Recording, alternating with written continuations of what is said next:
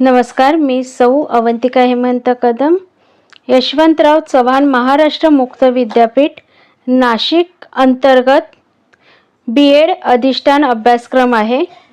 त्यातील EDU 412 म्हणजे पुस्तक EDU 412 या पुस्तकाचे आज आपण वाचन करणार आहोत. पुस्तकाचे नाव आहे शालेय विषयाचे अध्यापनशास्त्र आणि तो विषय आहे विज्ञान. चला तर आपण पुस्तकाचे वाचन करूया. घटक 9 जीवनाशी संबंधित विषयाच्या दृष्टीने आशय घटकांच्या उपयुक्ततेचा विचार.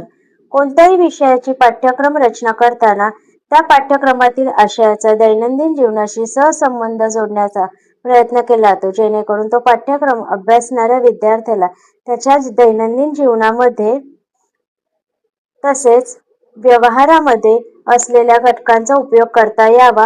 हा दृष्टिकोन विज्ञान विषयासाठी लागू पडतो. विज्ञान व विज्ञानातून निर्माण झालेल्या वस्तू, साधने, उपकरणे व तंत्रे यांची प्रचंड व्यवहारातील उपयोगिता आहे. तसेच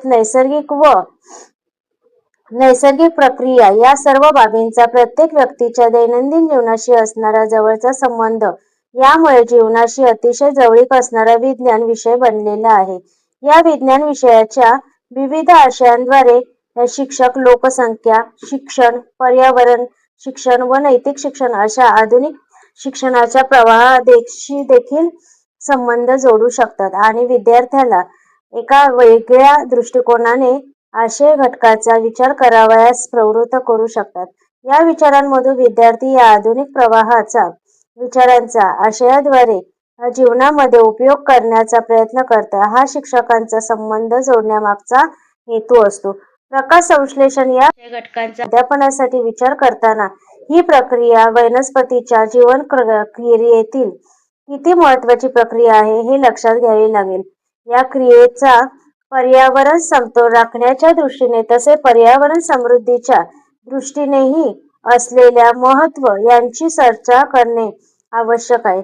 कारण पर्यावरण शिक्षण यामध्ये आपण पर्यावरणातील प्रत्येक घटकांचा व त्या घटकातील परस्पर संबंधांचा व कार्याचा विचार करतो. त्याच वेळी प्रकाश संश्लेषणासारख्या क्रियेचा विचार करणे अपेक्षित असते. घटक 10 नियोजनाचा विचार. विज्ञानातील आशय विद्यार्थ्यांपर्यंत पोहोचण्यासाठी विज्ञानाच्या विविध अध्यापन पद्धतींमधील योग्य एका अध्यापन पद्धतीची निवड करणे अध्यापन करणे हे आपणास माहीत आहे. पण काही आशयाच्या संदर्भात आशय संपूर्णरित्या विद्यार्थ्यांना अध्ययन होण्यासाठी एकाच आशयासाठी विविध पद्धतींचा वापर करावा लागतो. प्रकाश संश्लेषण आशयाचा विचार करता आपणासमोर प्रथम दिग्दर्शन पद्धती लक्षात येते, कारण प्रकाश संश्लेषण अभिक्रियेचा प्रयोग करून दाखविणे शक्य आहे. त्याचबरोबर प्रत्यक्ष वस्तू, आकृती व चित्रे यांच्या सहाय्याने हा आशय प्रभावीपणे सादर करता येईल. दिग्दर्शन पद्धतीमध्ये प्रकल्प पद्धतीचा उपयोग केला तर विद्यार्थ्यांना आशय सर्वांगीण दृष्ट्या लक्षात येईल.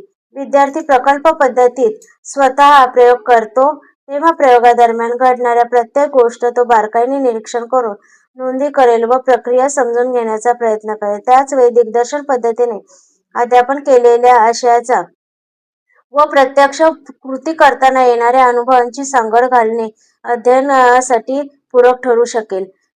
अशा पद्धतीने शिक्षकाने एकाच घटकाचे नियोजन करताना अध्यापनाच्या विविध पद्धतींचा विचार करणे अत्यावश्यक वाटते. घटक 11 वैज्ञानिक क्षमता विकासाच्या दृष्टीने घटकाचा विचार. विज्ञान विषयाच्या सर्वसामान्य उद्दिष्टांपैकी एक उद्दिष्ट म्हणजे विद्यार्थ्यांमध्ये वैज्ञानिक क्षमता आणि वैज्ञानिक दृष्टिकोन निर्माण करणे असा आहे. विज्ञान अध्यापनाचे किंवा विज्ञान विषयाचे अध्ययन करणाऱ्या विद्यार्थ्यांनी विज्ञानातील तत्वे, संज्ञा, संकल्प व विचार लक्षात घेतल्याने त्या विद्यार्थ्यांच्या विचार प्रक्रियेत बदल होतो. त्या विद्यार्थ्यांचा प्रत्येक घटकाकडे पाहण्याचा दृष्टिकोन बदलतो आणि विद्यार्थी विशिष्ट पद्धतीने विचार करण्यास सुरू करतो. यातून त्या विद्यार्थ्यांची विशिष्ट वृत्ती तयार होते. ही विशिष्ट वृत्ती म्हणजे वैज्ञानिक दृष्टिकोन असतो. अनेक ठिकाणाहून माहिती गोळा करून ती योग्य किंवा अयोग्य आहे की नाही हे पाहून विज्ञानाच्या तत्वावर तपासून मगच स्वीकारण्याची वृत्ती म्हणजे वैज्ञानिक वृत्ती किंवा वैज्ञानिक दृष्टिकोन होय. अशा या वैज्ञानिक दृष्टिकोनामुळे विद्यार्थ्यांच्या वर्तनामध्ये काही बदल होऊ शकतात. हे बदल म्हणजे वैज्ञानिक क्षमता असतात. उदाहरणार्थ, विद्यार्थी अचूक निरीक्षण करतो, निष्कर्ष तपासतो, चूक असल्यास फेरफार विचार करतो. हा वैज्ञानिक दृष्टिकोन आहे. तर अचूक निरीक्षण करणे, निष्कर्ष तपासता येणे व फेरविचार करणे या वैज्ञानिक क्षमता आहेत. या क्षमतांचा विचार दृष्टिकोनांच्या सहाय्याने करता येतो. प्रकाश संश्लेषण हा घटक समोर ठेवला तर प्रकाश संश्लेषण प्रक्रियेचा प्रयोग करणे, साहित्यांची किंवा साधनांची निवड करणे व मांडणी करणे, प्रयोगाचे निरीक्षण करणे, निरीक्षणावरून निष्कर्ष काढणे व निष्कर्षावरून प्रकाश संश्लेषण संकल्पनेप्रत जाणे या सर्व क्षमता विकसित करता येतात. प्रकाश संश्लेषण प्रयोग करताना त्यांचे निरीक्षण करायला लावता येते. त्यातील मापनाचा भाग करण्यास सांगता येते. प्रयोग करण्याचे कौशल्य विकसित करता येते. अशा रीतीने आशयाच्या अध्यापनातून वैज्ञानिक विकसित करता येतो. घटक 12 परिसरातील टाकाऊ वापरातील वस्तूंचा अध्यापनात उपयोग करण्यासंदर्भात विचार. भारतासारख्या आर्थिकदृष्ट्या मागासलेल्या देशामध्ये प्रत्येक शैक्षणिक साधने किंवा साहित्य बाजारातून विकत आणून अध्यापन करणे शक्य होत नाही. परंतु विज्ञानासारख्या विषयात शैक्षणिक साधनाशिवाय अध्यापन हेही योग्य ठरत नाही. त्यामुळे पर्याय म्हणून ही संकल्पना समोर आली आहे. शिक्षकांनी परिसरातील टाकाऊ वस्तूंचा वापर करून अध्यापन साहित्यांची निर्मिती करायची आणि त्या साधनांचा उपयोग अध्यापनात करावायचा असतो. प्रकाश संश्लेषणाच्या सारख्या आशयासाठी या संकल्पनेचा विचार फारच कमी प्रमाणात होतो. कारण या आशयासाठी आवश्यक असणारे साहित्य, वस्तू आणि म्हणजेच वनस्पती पाने, काळा कागद व पाणी सहज उपलब्ध होतात. म्हणून इतर आशयांच्या संदर्भात हा विचार करणे शक्य होऊ शकते. उदाहरणार्थ, विज्ञान अध्यापन करणाऱ्या शिक्षकाचे निरीक्षण कौशल्य अतिशय चिकित्सक व प्रभावी हवे, जेणेकरून वापरता न येणाऱ्या वस्तू किंवा स्वस्त असणाऱ्या वस्तू यांचा उपयोग विज्ञानातील एखादे साधन उपकरण बनवण्यास शिक्षकास मदत करू शकते. उदाहरणार्थ, शाईची दवती पासून स्पिरिटचा दिवा बनविणे, डब्याच्या झाकणापासून तराजू बनविणे, काचेच्या बाटलीपासून नरसाळे बनवणे, रिकाम्या फ्रुटी बॉक्सचा वापर करून हवेचा दाब सर्व बाजूंनी असतो हे दाखवण्यासाठी. अशा सर्जनशील विचारांमधून निरीक्षण कौशल्य व कृतिशीलतेतून शैक्षणिक साधनांची निर्मिती शिक्षक करू शकतो. याचा संपूर्ण फायदा विद्यार्थ्यांच्या प्रभावी अध्ययनास होऊ शकतो. घटक 13 घटकातून व्यक्तिमत्व विकास करण्यासंदर्भात विचार. एका आशयाच्या अध्यापनासाठी विविध दृष्टीने चिकित्सक विचार केला तर त्या आशयातील प्रत्येक बारीकसारीक बाबींचे पृथक्करण व विश्लेषण करता येते. म्हणजेच विद्यार्थ्यांमध्ये असणाऱ्या सुप्त गुणांना वाव देता येतो, त्या गुणांचा विकास करता येतो. जेव्हा आपण प्रकाश संश्लेषण आशयासाठी अध्यापन करतो तेव्हा विद्यार्थ्यांना दैनंदिन जीवनातील घडामोडींशी संबंध लावण्यास प्रवृत्त करत असतो.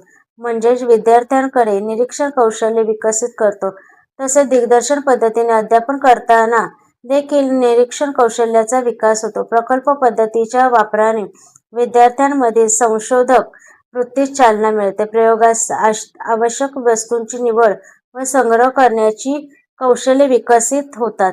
स्वतः कृती करण्याची संधी मिळते, त्यामुळे कृतिशीलतेस वाव मिळतो. विद्यार्थ्यांना साधन निर्मितीचा आनंद घेण्यास प्रवृत्त करता येते. प्रयोगातून निष्कर्षाप्रत जाण्याची सवय म्हणजे वैज्ञानिक दृष्टिकोनातून वागण्याची संधी मिळते. या सर्व बाबींमुळे विद्यार्थ्यांच्या व्यक्तिगत विविध पैलूंना विकसित होण्याची संधी देण्याचा प्रयत्न होतो. हे विविध पैलू विकसित करताना ज्ञान निर्मिती व ज्ञान मिळवण्यास मदत होते. असा सर्वांगीण विचार प्रत्येक आशय अध्यापन करताना होणे आवश्यक आहे, ज्यामध्ये आशयाकडून अध्यापनाकडे जाण्याचा प्रवाह शिक्षकांचा असला पाहिजे. अशा शिक्षकांच्या विचार प्रक्रियेतून व कृतीतून विद्यार्थ्यांना आशय ज्ञात होईल, पण त्यांचे व्यक्तिमत्व सुधारण्यास विकसित होण्यास मदत होईल. या शिक्षणातून एक सर्वांगीण व्यक्तिमत्व असणारा विद्यार्थी तयार करण्याचे ध्येय साध्य होईल. पाठाचा सारांश पाहूया. आशय विश्लेषणाइतकाच अध्यापनशास्त्रीय विचार महत्त्वाचा असतो हे तुमच्या लक्षात आले असेल, कारण अध्यापनशास्त्रीय विश्लेषणामुळे एखादा घटक मुलांनी का शिकायचा, त्या घटकातील मुद्दे, कृती विशिष्ट क्रमानेच का करावे, विद्यार्थ्यांच्या पूर्वज्ञानाचा विचार कसा करावा, त्यांना विचारायला संधी कुठे आणि कशी द्यावी, आशय वस्तूला बळकटी कशी द्यावी, आशयातून आशय राहू नये यासाठी जीवनमूल्य, सांस्कृतिक मूल्य इत्यादींचा विचार कसा करावा, मुलांमध्ये प्रेरणा, जिज्ञासा, जिद्द कशी निर्माण करावी इत्यादी सर्व गोष्टी कळता परिणामतः अध्यापन सुकर होते. विशेष म्हणजे शिक्षक केंद्रीय अध्यापनाकडून विद्यार्थी केंद्रीय अध्यापनाकडे आपण वळतो. त्या दृष्टीने या घटकाचा विचार महत्त्वाचा आहे. या ठिकाणी पाठातील पारिभाषिक शब्द दिलेले आहेत. त्याचबरोबर क्षेत्रीय कार्य अधिक वाचनासाठी जी पुस्तके आवश्यक आहेत ती दिलेली आहेत. धन्यवाद.